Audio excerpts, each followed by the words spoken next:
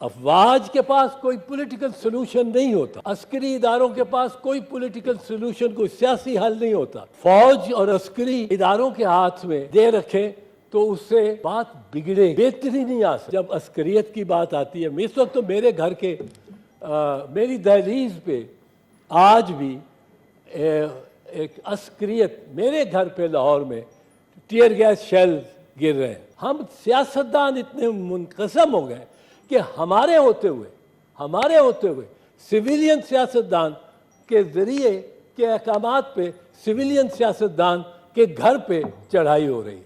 یہ نہیں ہونا چاہیے، یہ نہیں ہونا چاہیے۔ یہ ہم آج ایک کے پیچھے ہیں، یہ ریاستی ادارے، کل دوسرے کے پیچھے ہوں گے، پھر تیسرے کے پیچھے ہوں گے۔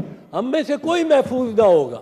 یہ ہم سمجھیں کہ یہ ایک کا ہے، مجھے اس سے کیا تعلق، اور میں تو ریاست